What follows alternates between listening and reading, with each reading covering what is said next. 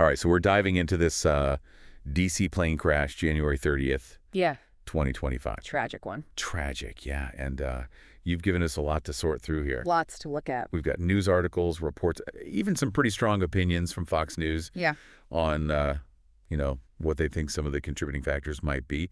But before we get into all that, I think it's really important to acknowledge, the human element of this, the 67 lives that were lost. Of course. This isn't just an incident, it's a human tragedy. Absolutely. And that makes looking at all this information and trying to find, the key takeaways even more crucial.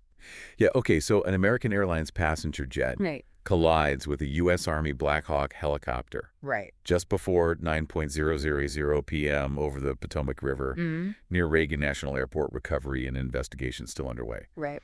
What jumps out at you from these initial reports?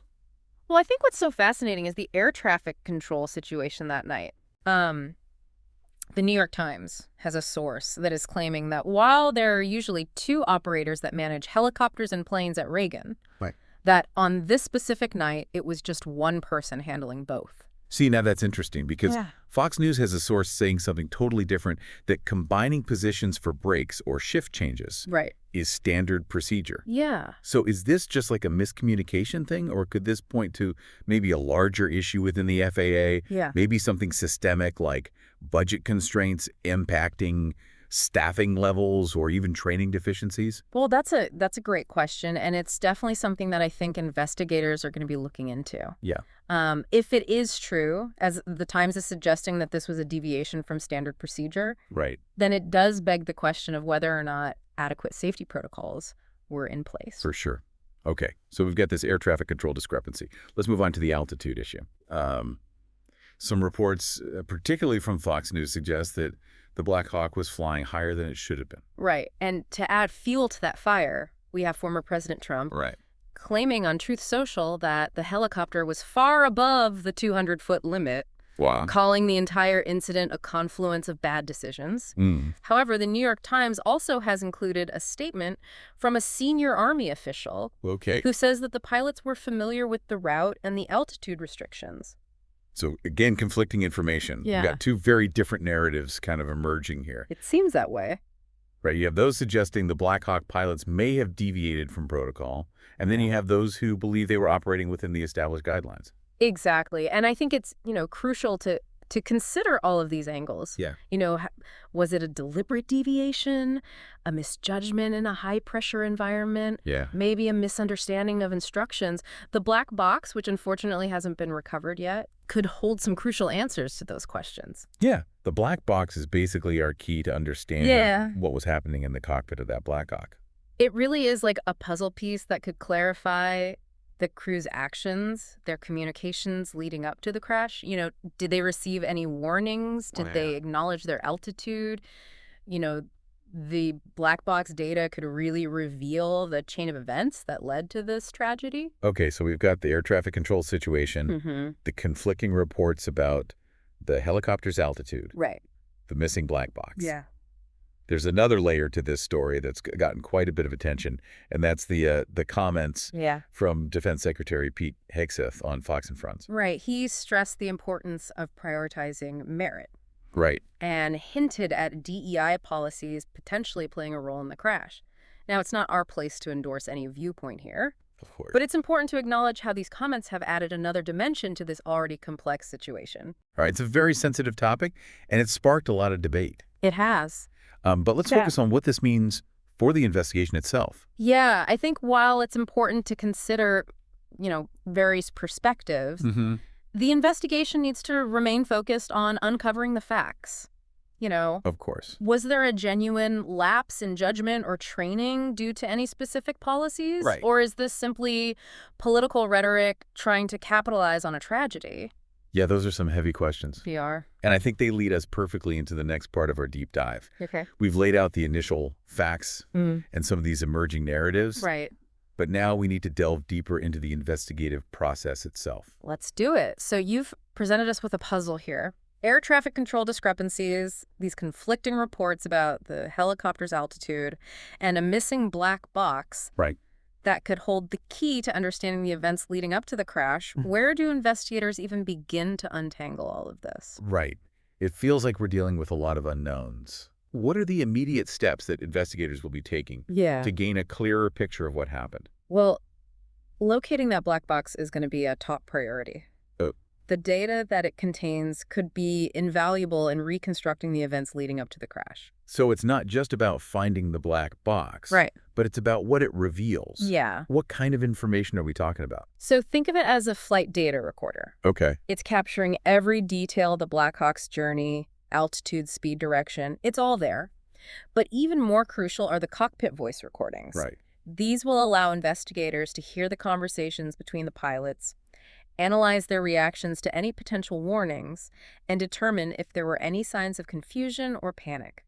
So the black box could potentially provide answers to some of our biggest questions. Yeah. Did the pilots realize they were off course? Yeah.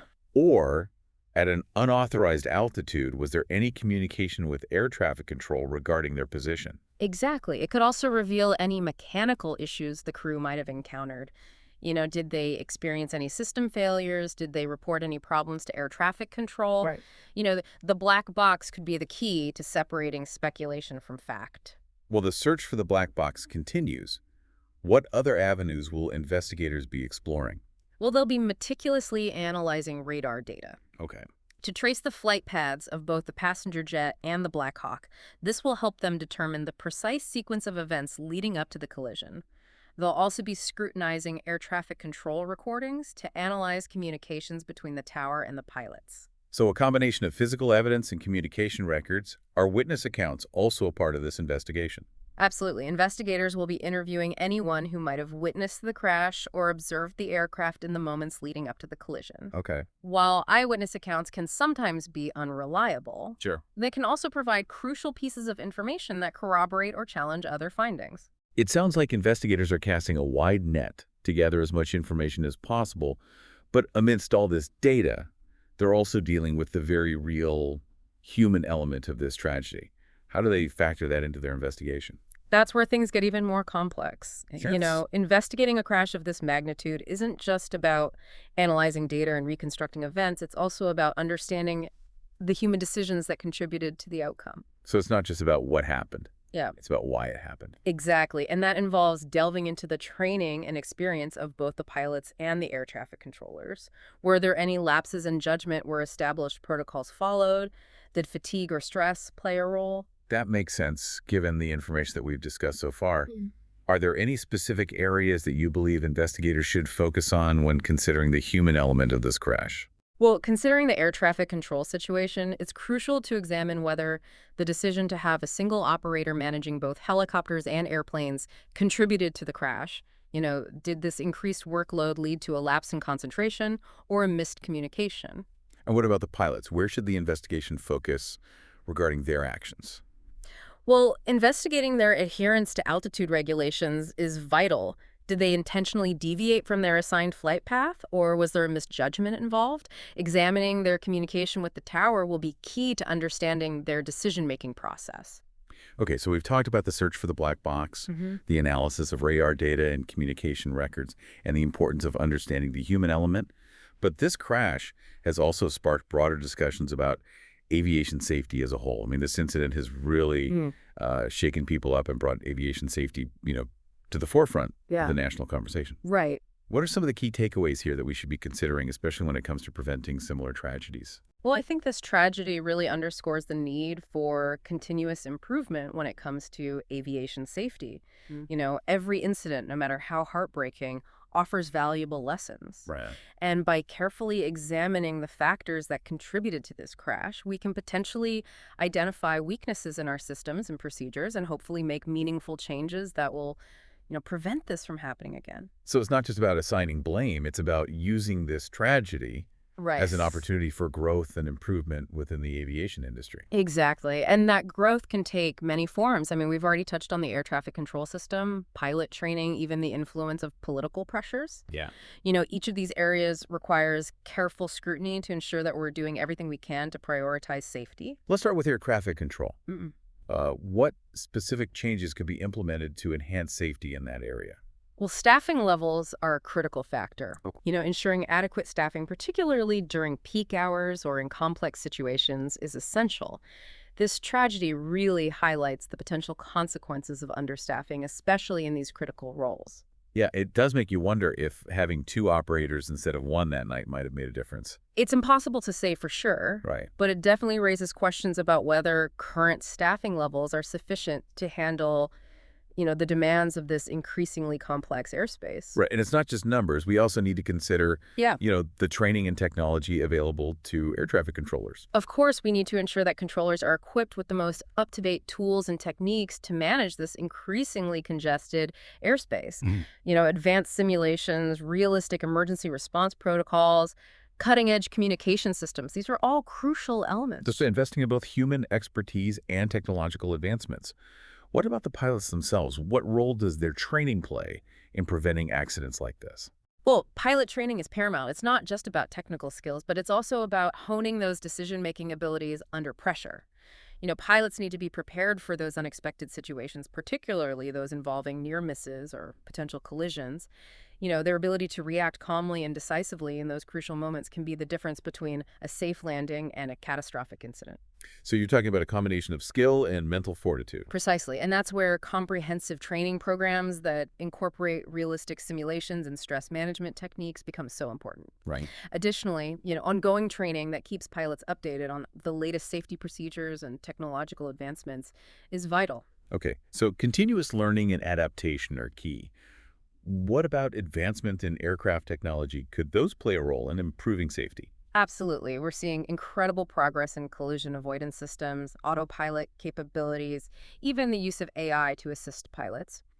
These technologies have the potential to significantly reduce the risk of human error, making air travel even safer for everyone. It seems like we're moving towards a future where technology acts as a safety net, Yeah. helping to mitigate those risks that are associated with human error. In a way, yes. But we must remember that technology is a tool, not a replacement for well-trained pilots and robust safety protocols. It's about finding the right balance between human expertise and technological advancements. This whole conversation has been incredibly insightful, Yeah. but it's also raised a lot of questions. What happens next? What can we as informed citizens do to promote aviation safety and ensure that tragedies like this lead to meaningful change? I think staying informed is crucial. Pay attention to the findings of the investigation, engage in, constructive dialogue about aviation safety, and hold those in power accountable for implementing necessary reforms. So it's about staying engaged and advocating for change. What would you say is the most important takeaway from our deep dive into this tragic incident? I think we must learn from this tragedy and use it as a catalyst for positive change by scrutinizing the factors that contributed to this crash, by having open and honest conversations about aviation safety, and by working together to implement reforms. We can strive to create a future where air travel is as safe as possible. To our listeners, we urge you to continue exploring this topic, research question, and engage in discussions about aviation safety. Your voices and actions can contribute to a safer future for everyone who tasted the skies. Remember, this deep dive may be over, but the conversation about safer skies continues.